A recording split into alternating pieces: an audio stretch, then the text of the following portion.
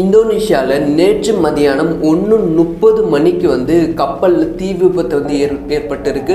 அந்த கப்பல் 300க்கும் மேற்பட்ட பயணிகள் பயணித்திருக்காங்க. அதில் 20 ப்ரெக்னென்ட் லேடிஸ் அப்படின்னு சொல்லப்படுகிறது. அந்த தீ விபத்தில் இது வரைக்குமே எத்தனை பேர் காப்பாற்றப்பட்டு இருக்கிறார்கள். முக்கியமாக பல பேர் கப்பல் தீ விபத்து ஏற்பட்டதால் கடலில் குதிச்சிருக்காங்க. என்ன நடந்திருக்கு டீட்டெயிலாக பேச போகிறோம்.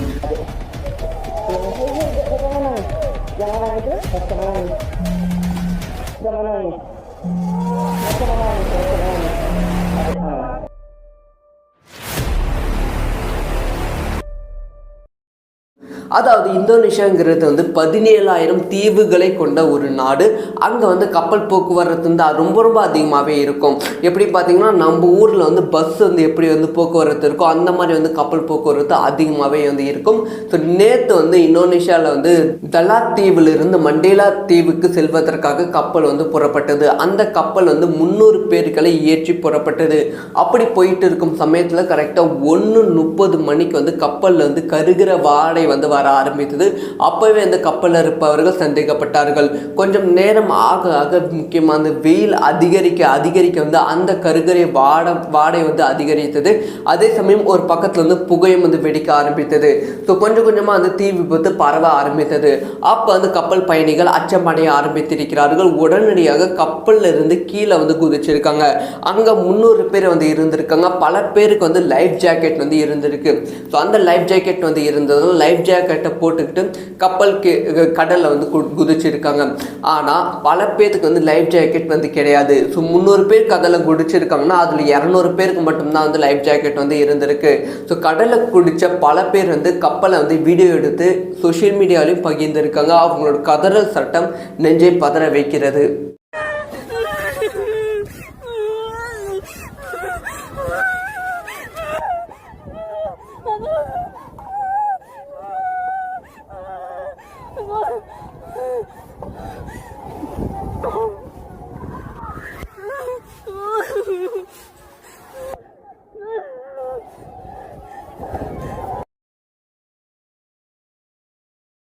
இது வரைக்குமே கடலில் குடித்த 250 பேரை காப்பாற்றிருக்காங்க அப்படிங்கிற செய்தியை உறுதிப்படுத்தியிருக்காங்க. அது மட்டும் இல்லாமல் இது வரைக்கும் 5 பேர் உயிரிழந்திருக்காங்க. அதில் ஒரு ப்ரெக்னென்ட் லேடியும் கூட, ஒரு குழந்தையும் கூட. மீதி பல பேர் அவங்களோட ஷூஸ் அங்கங்கே இருக்குது, அவங்களோட உடைகள் அங்கங்கே இருக்குது. ஆனால் அவங்க உயிரோடு இருக்காங்களா இல்லையா, ஸோ மிஸ்ஸிங் அப்படிங்கிற ஒரு விஷயத்தை அஃபிஷியலாக அனௌன்ஸ் பண்ணியிருக்காங்க. இனிமே தேடும் பணிகள் தீவிரப்படுத்தி கொண்டு இருக்கிறார்கள். கப்பலில் தீ விபத்து அதிகரித்து கொண்டு இருக்கு. அதை கம்மி பண்ணுவதற்கான முயற்சிகளையும் ஈடுபட்டு கொண்டு இருக்காங்க. ஸோ எதுக்காக இந்த கப்பலில் தீ விபத்து ஏற்பட்டிருக்கு அப்படின்னு பார்த்தீங்கன்னா வெயில் தாக்கம் அதிகமாக இருப்பதால் தீ விபத்து ஏற்பட்டிருக்க வாய்ப்புகள் இருக்கு அப்படி சொல்லி அங்க இருக்க நியூஸ் சேனல்ஸ் சொல்லிக்கொண்டு இருக்கிறார்கள். ஆனா இதை பத்தி விசாரிக்கும் போதுதான், இதை பத்தி ரிசர்ச் பண்ணும் போதுதான் இன்னும் சுவாரஸ்யமான தகவல்கள் வெளியாகி இருக்கு. அதாவது இந்தோனேஷியாங்கிறது 17,000 தீவுகளை கொண்ட நாடு. இங்க கப்பல் போக்குவரத்துங்கிறது ரொம்ப ரொம்ப அதிகமாகவே இருக்கும். ஸோ எப்படி இந்தியாவில் பஸ் ட்ரெயின் போக்குவரத்து இருக்கோ அந்த மாதிரி அங்கே கப்பல் போக்குவரத்து ரொம்ப ரொம்ப ஃபேமஸ்.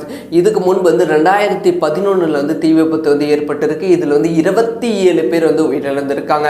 இதுக்கு முன்பு 2007 இதே மாதிரி விபத்து கப்பல் விபத்து ஏற்பட்டிருக்கு. இதில் 57 பேர் உயிரிழந்திருக்காங்க. இந்த மாதிரி கப்பல் விபத்துங்கிறது அங்கே நார்மலான விஷயமா மாறிவிட்டு இருக்கிறது. இந்த கப்பல் விபத்துக்கான மிக முக்கியமான காரணம் என்ன அப்படின்னு பார்த்தீங்கன்னா அங்கே இருக்க மக்கள் சொல்லும் விஷயம் என்னன்னா கப்பல் ஒழுங்கா பராமரிப்பு கிடையாது. ஸோ தொடர்ந்து கப்பல் விபத்து அதிகரித்து கொண்டு தான் இருக்கு. சில சமயம் கப்பலில் அவங்க நினைச்சதை விட பல லக்கேஜ் பல கூட்டங்கள் அதிகரித்து கொண்டு இருக்கு. இந்த மாதிரி அதிகமாகும் போது தீ விபத்து, சம்டைம் கப்பல் ஆக்சிடென்ட் ஆகுது. இந்த மாதிரி விஷயங்கள் நிறையவே நடந்து கொண்டு இருக்கு. ஸோ ஒழுங்கான பராமரிப்பு இல்லாததே மிக முக்கியமான காரணம். கவர்மெண்ட்டும் இதுக்கான ஸ்டெப்ஸ் எடுக்காம இருக்காங்க. ஸோ வருடம் இந்த மாதிரி விபத்துக்கள் நடந்து கொண்டு தான் இருக்கு. ஆனால் கவர்மெண்ட் என்னென்ன நெசசரி ஸ்டெப்ஸ் எடுத்தாங்க அப்படிங்கிற விஷயம் சுத்தமாக தெரியல. அப்படி சொல்லி மக்கள் கவர்மெண்ட் மீது குற்றம் சொல்ல ஆரம்பித்திருக்கிறார்கள். இந்தோனேஷியாவில் நேற்று மதியானம் 1:30 மணிக்கு கப்பலில் தீ விபத்து ஏற்பட்டிருக்கு. அந்த கப்பல் 300க்கும் மேற்பட்ட பயணிகள் பயணித்திருக்காங்க. அதில் 20 ப்ரெக்னென்ட் லேடிஸ் அப்படின்னு சொல்லப்படுகிறது. அந்த தீ விபத்தில் இது வரைக்குமே எத்தனை பேர் காப்பாற்றப்பட்டு இருக்கிறார்கள். முக்கியமாக பல பேர் கப்பல் வந்து தீ விபத்து ஏற்பட்டதால் கடலில் வந்து குதிச்சிருக்காங்க. என்ன நடந்திருக்கு டீட்டெயிலாக பேச போகிறோம்.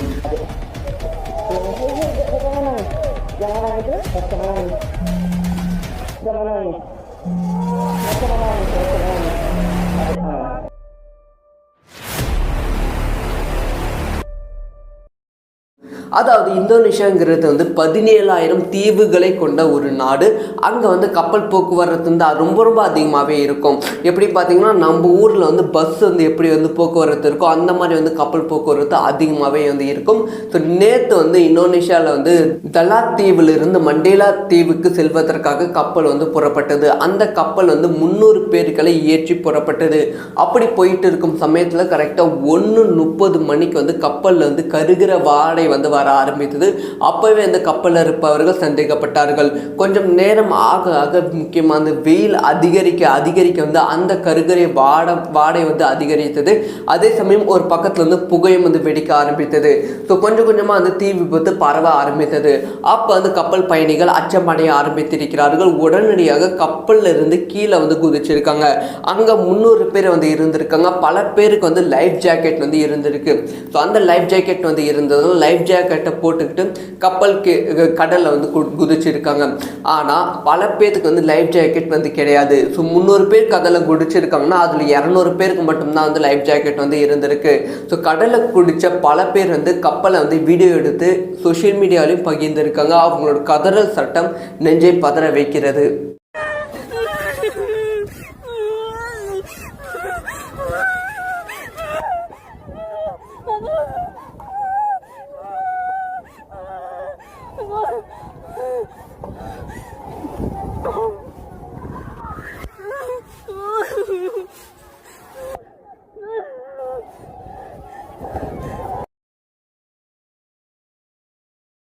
இது வரைக்குமே வந்து கடலில் குடித்த 250 பேரை வந்து காப்பாற்றிருக்காங்க அப்படிங்கிற செய்தியை வந்து உறுதிப்படுத்தியிருக்காங்க. அது மட்டும் இல்லாமல் இது வரைக்கும் இந்த 5 பேர் வந்து உயிரிழந்திருக்காங்க. அதில் ஒரு ப்ரெக்னென்ட் லேடியும் கூட, ஒரு குழந்தையும் கூட. மீதி பல பேர் வந்து அவங்களோட ஷூஸ் அங்கங்கே இருக்குது, அவங்களோட உடைகள் அங்கங்கே இருக்குது. ஆனால் வந்து அவங்க உயிரோடு இருக்காங்களா இல்லையா, ஸோ மிஸ்ஸிங் அப்படிங்கிற ஒரு விஷயத்தை அஃபிஷியலாக வந்து அனௌன்ஸ் பண்ணியிருக்காங்க. இனிமேல் வந்து தேடும் பணிகள் தீவிரப்படுத்தி கொண்டு இருக்கிறார்கள். கப்பலில் தீ விபத்து அதிகரித்து கொண்டு இருக்கு. அதை வந்து கம்மி பண்ணுவதற்கான முயற்சிகளையும் ஈடுபட்டு கொண்டு இருக்காங்க. ஸோ எதுக்காக இந்த கப்பலில் வந்து தீ விபத்து ஏற்பட்டிருக்கு அப்படின்னு பார்த்தீங்கன்னா, வெயில் தாக்கம் அதிகமாக இருப்பதால் தீ விபத்து ஏற்பட்டிருக்க வாய்ப்புகள் இருக்கு அப்படி சொல்லி அங்க இருக்க நியூஸ் சேனல்ஸ் சொல்லிக் கொண்டு இருக்கிறார்கள். ஆனா இதை பத்தி விசாரிக்கும் போதுதான், இதை பத்தி ரிசர்ச் பண்ணும் போதுதான் இன்னும் வந்து சுவாரஸ்யமான தகவல்கள் வெளியாகி இருக்கு. அதாவது இந்தோனேஷியாங்கிறது 17,000 தீவுகளை கொண்ட நாடு. இங்க வந்து கப்பல் போக்குவரத்துங்கிறது ரொம்ப ரொம்ப அதிகமாகவே இருக்கும். ஸோ எப்படி வந்து இந்தியாவில் வந்து பஸ் ட்ரெயின் போக்குவரத்து இருக்கோ அந்த மாதிரி வந்து அங்கே கப்பல் போக்குவரத்து ரொம்ப ரொம்ப ஃபேமஸ். இதுக்கு முன்பு வந்து 2011 வந்து தீ விபத்து வந்து ஏற்பட்டிருக்கு. இதில் வந்து 27 பேர் வந்து உயிரிழந்திருக்காங்க. இதுக்கு முன்பு வந்து 2007 வந்து இதே மாதிரி வந்து விபத்து வந்து கப்பல் விபத்து வந்து ஏற்பட்டிருக்கு. இதில் 57 பேர் வந்து உயிரிழந்திருக்காங்க. இந்த மாதிரி வந்து கப்பல் விபத்துங்கிறது அங்கே நார்மலான விஷயமா வந்து மாறிவிட்டு இருக்கிறது. இந்த கப்பல் விபத்துக்கான மிக முக்கியமான காரணம் என்ன அப்படின்னு பார்த்தீங்கன்னா, அங்கே இருக்க மக்கள் வந்து சொல்லும் விஷயம் என்னன்னா, கப்பல் வந்து ஒழுங்காக பராமரிப்பு கிடையாது. ஸோ தொடர்ந்து கப்பல் விபத்து அதிகரித்து கொண்டு தான் இருக்குது. சில சமயம் வந்து கப்பலில் வந்து அவங்க நினைச்சதை விட பல லக்கேஜ் பல கூட்டங்கள் வந்து அதிகரித்து கொண்டு இருக்குது. இந்த மாதிரி அதிகமாகும் போது வந்து தீ விபத்து, சம்டைம் வந்து கப்பல் வந்து ஆக்சிடென்ட் ஆகுது. இந்த மாதிரி விஷயங்கள் நிறையவே நடந்து கொண்டு இருக்குது. ஸோ ஒழுங்கான பராமரிப்பு இல்லாததே மிக முக்கியமான காரணம். கவர்மெண்ட்டும் வந்து இதுக்கான ஸ்டெப்ஸ் வந்து எடுக்காமல் இருக்காங்க. ஸோ வருடம் வந்து இந்த மாதிரி வந்து விபத்துக்கள் நடந்து கொண்டு தான் இருக்குது. ஆனால் கவர்மெண்ட் என்னென்ன நெசசரி ஸ்டெப்ஸ் எடுத்தாங்க அப்படிங்கிற விஷயம் சுத்தமாக தெரியல. அப்படி சொல்லி மக்கள் வந்து கவர்மெண்ட் மீது வந்து குற்றம் சொல்ல ஆரம்பித்திருக்கிறார்கள்.